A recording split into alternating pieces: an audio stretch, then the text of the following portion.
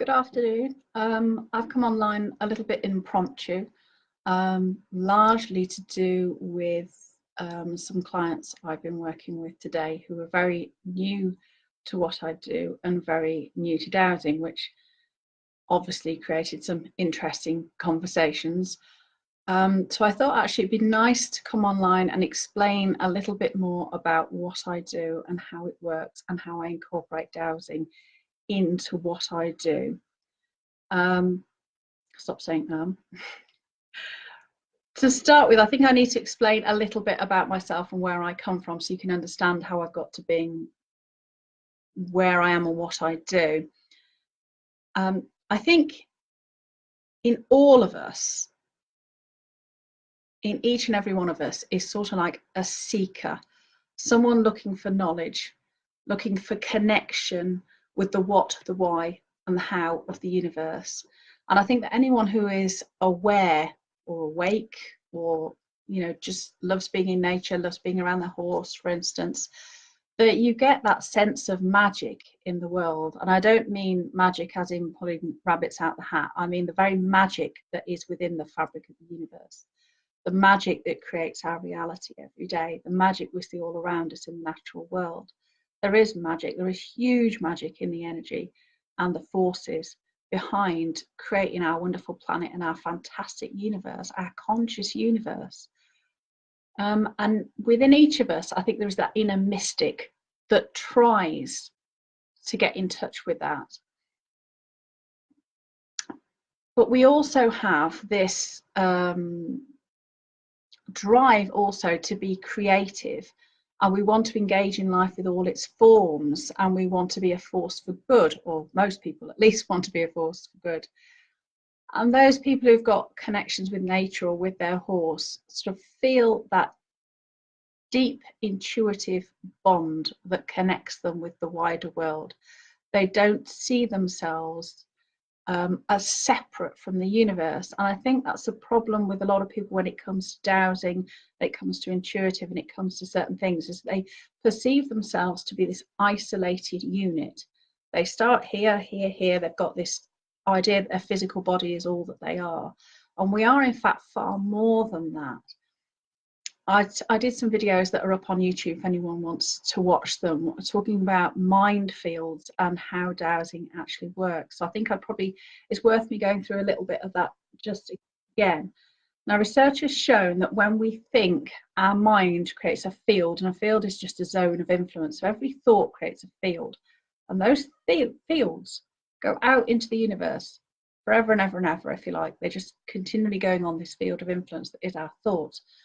What research has shown in various realms, theoretical quantum physics, etc., but when we think and put a question out there, a responding field comes back with that information.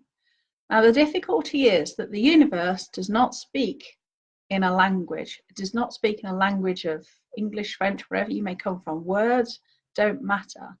What we get, what we traditionally associate with things, is sort of the clairvoyant, clairsentient, mystical experience, the seer, the person who's really connected to divine inspiration.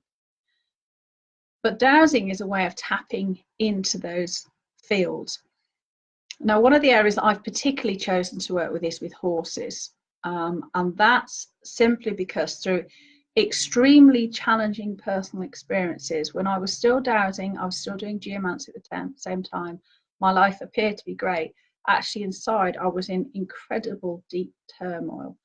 And as I started to work with horses, what I found was the interaction was extraordinary. And when I was working with these horses, it wasn't simply that I was helping identify their sources of pain, their sources of injury, their sources of emotional problems. Not that they themselves often have problems, it's just that they have a job dealing with humans who are riddled with their own insecurities, doubts, their own fractures. There aren't many people who, in this Western society at least, who feel absolutely true to be themselves, to say, this is who I am and this is what I do. without playing the role of whoever they may be, wife, mother, father, sister, being who they think they ought to be. So what's that got to do with what I do? What horses encouraged me to do was to be really open about who I am and what I do. And to really do that, I really need to explain several fundamental things about myself.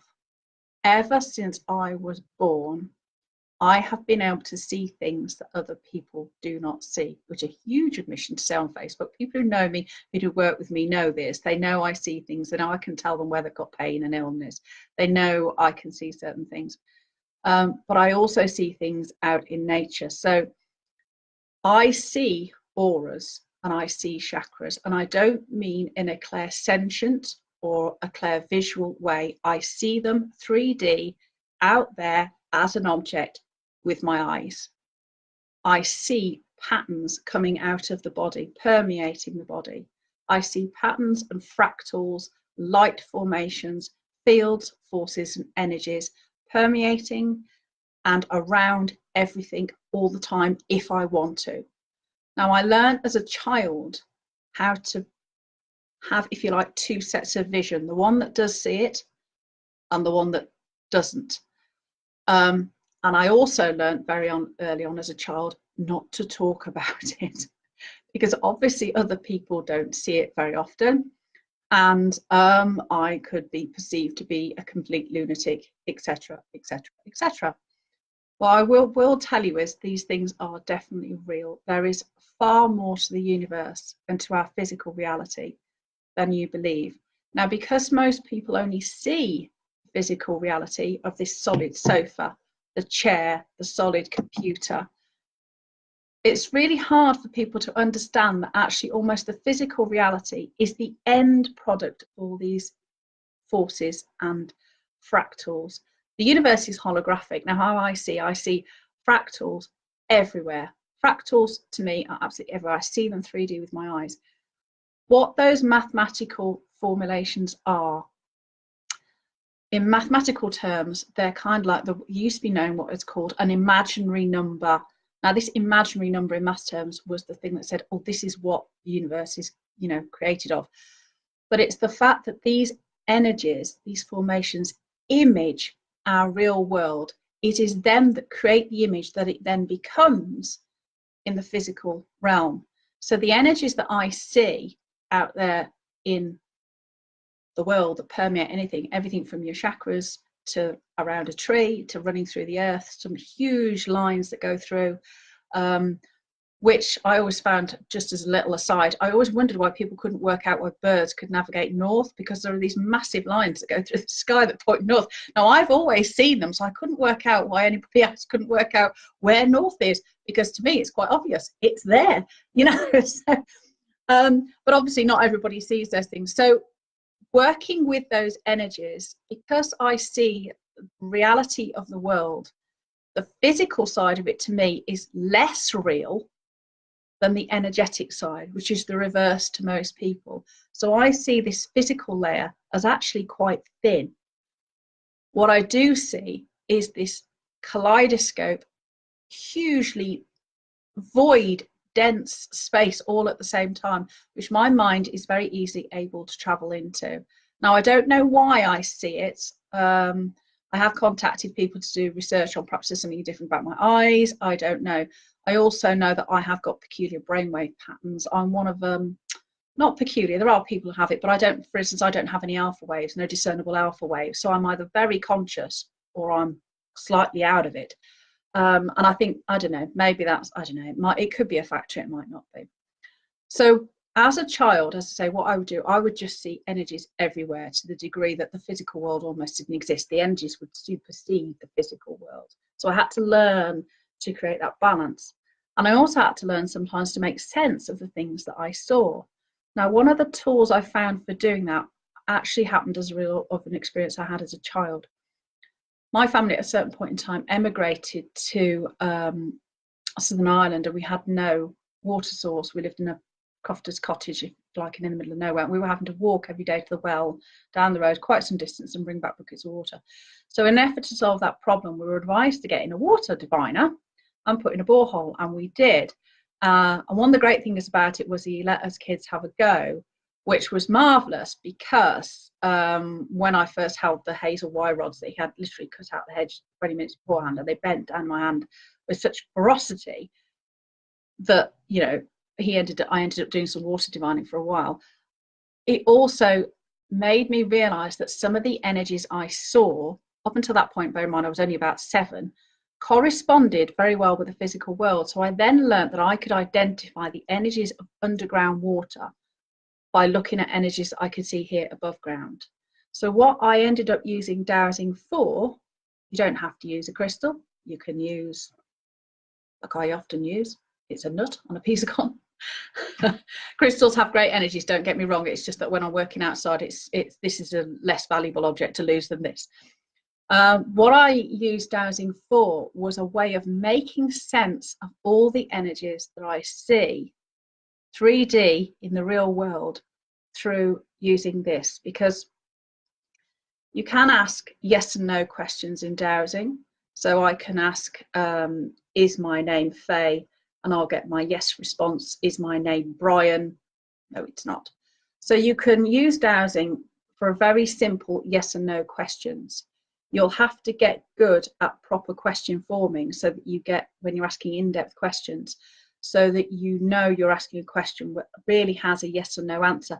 And although that sounds simple, actually there is an art to it, because you can find when you really analyse your questions, that's not the case. And what we can also use dowsing for is things like scanning. So for instance, when I see the body of a person or a horse, I see the energy of the universe is on a holographically smaller nature within that particular horse, but then we have our own individual characteristics of what makes us horse, what makes us human. And then within that, we have our own individual characteristics of what would make me Faye, or what would make that horse that particular horse.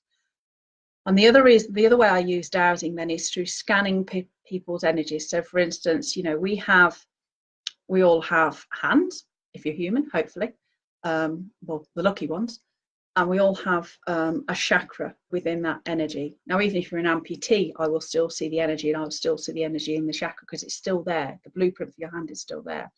Now, one of the ways of using dowsing is to scan the energies of your particular body. So if you like, the spin can be representative of the energy that you have in your chakra.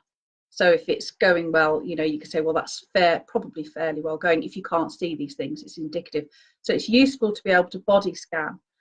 But it's not just the force that you have within these things, because everybody's different. Everybody has a different pattern, or as I would see it, at least, a different fractal within their chakra.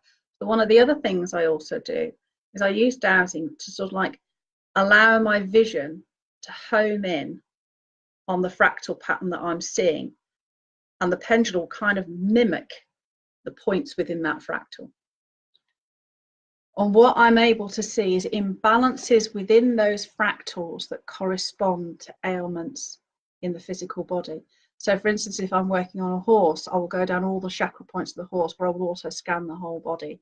Because if I look very definitely at all those different fractal formations, I can see breakages or things that just don't right, then I know that there's a problem. Now, by fractals, the easiest probably way of describing it is, often we had kaleidoscopes as a kid that we looked down and twisted and all the beads moved. A fractal looks very similar to that. You can see them online. Mandalas are like a snapshot of a fractal that has stopped moving, if it's a moving fractal. The art in the mosques, Islamic art on mosque ceilings is exquisite in the 3D relief. To me, that's how a lot of these things look. So that's really being honest and open in the fact that when I say I see energies, I don't mean I see them on a clair-visual, clair-sentient, clairaudient way. I actually physically see them. My world is like an experience on LSD, which is great.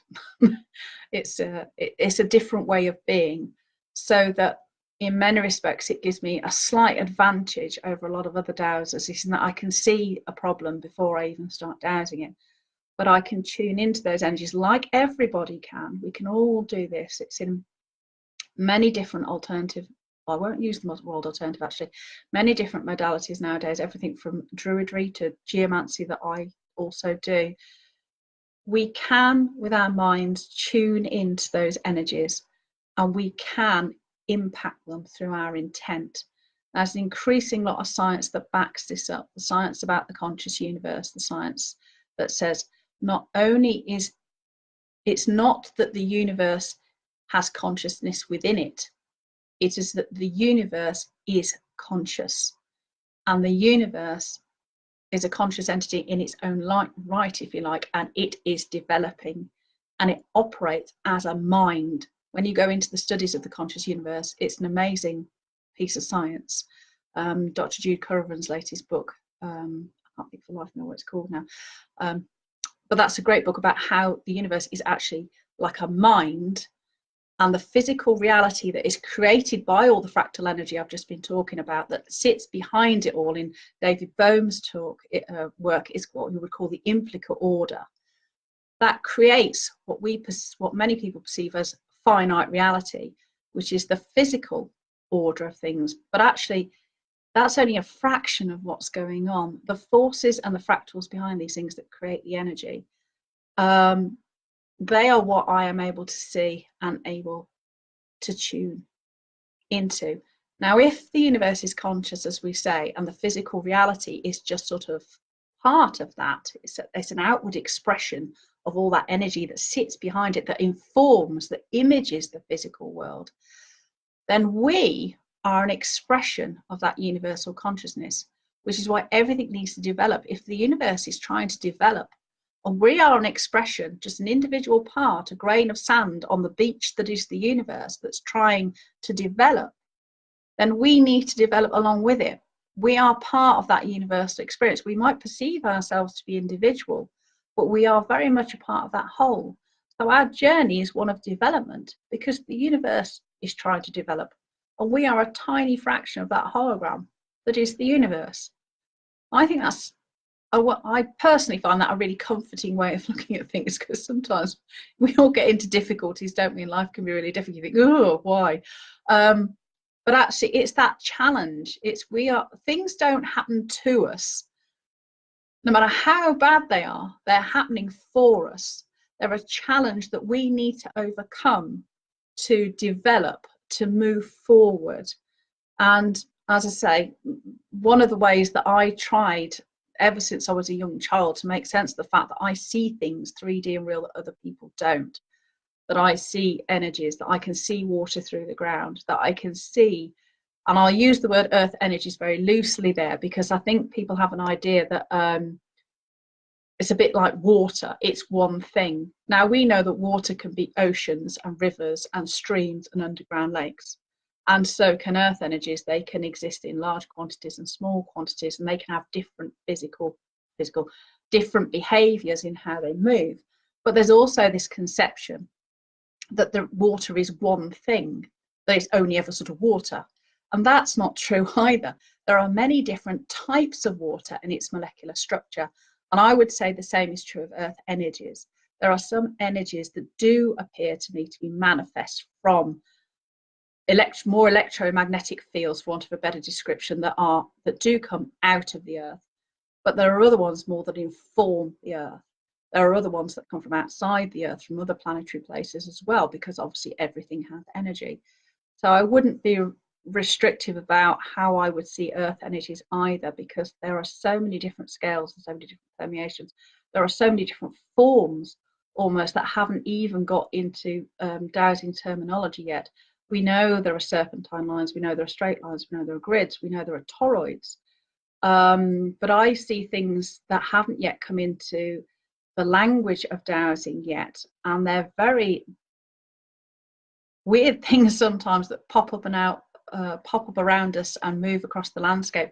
And some of the things I won't talk about yet, but I had a conversation with Billy Gorn once. We were in a pub. Billy Gorn's a great dowser from Ireland.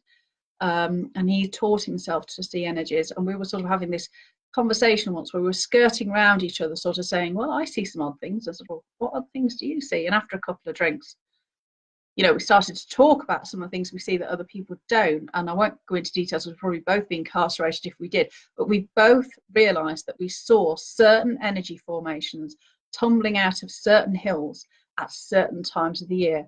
And it was actually such a relief to talk to someone who also saw this thing. So I thought, my God, I'm not mad. These things are real. I'm not the only one. And actually, a lot of these formations are encapsulated in our myths and legends about dwarves and giants and seahorses and all sorts of things. These energy formations are very much real, but they're not necessarily permanent as well. There are energy formations that happen in relation to the different times of the year, at the equinoxes, at the shortest days, at the shortest day and longest day. There are all sorts of different planetary influences on Earth energies that means some literally crop up and go again within a matter of minutes. There are energy formations that pass through the sky. Some of these energy formations are absolutely huge, and we have a habit of dowsing on a scale that's relevant to us. But actually, you've got to think about some of these things as being absolutely ginormous at times, incomprehensibly large. And they would no doubt be related to the size of the Earth, the size of the sun, whatever. So I just wanted to come clean, really, when people talk about how I work. As I say, because of having a conversation this morning with several new clients I'm taking on about dowsing with horses and working geomantically with the environment that they and their horses live in to create a sacred space that is harmonious for everything living in it and provides them and their horse with an area where they can grow and learn, develop, and develop that deep intuitive bond. And it arose really, like I said, coming online because someone says, well, what is it you actually do then? And what is it you actually see? And it's very hard to explain to people, well, I see stuff that other people just don't see. As I say, I see it with my eyes. It's 3D. I can see a pentagon shape around my hand. And it's not that the pentagon is there because I've got 5 fingers. I have 5 fingers because that pentagon is there. That's the maths that makes the element of 5. We have a dodecahedron around us in our order as well, because we have 5 extensions from our torso, a head, 2 arms and 2 legs. It's that shape that informs the physical body. It's not created by it. And that's, I think, the difficulty that a lot of people have that I wanted to come online and explain. So yeah, I came online today a little bit impromptu, and I've probably rambled a little bit, but I just wanted to give people who are listening, hi Kelly, hi David, and other people who've logged in, I just wanted to give people a better insight and actually to come clean about what I see. And it is difficult to do that online on Facebook. You don't know how many people are watching, and obviously some people will say, oh, making it all up, and there are other people that will go, wow, and that's great. You know, we're all at a level of awareness that we're at, and we can't be any more aware than we are at this time, and we just have to grow into different levels of awareness. So I hope that's been a little bit more helpful about kind of those people who want to know what I do or what I see, the people who have asked. And I will be doing, as I say, more lives looking at dowsing and how it can be applied, and how I work, because I've been absolutely bowled over by the interest that I've had since I have put a few things up online. So yeah, thanks everybody who did log in. It was a bit impromptu, and yeah, thank you everybody for logging in, and I will speak to you again at some point in time soon. All right, thanks then. Bye.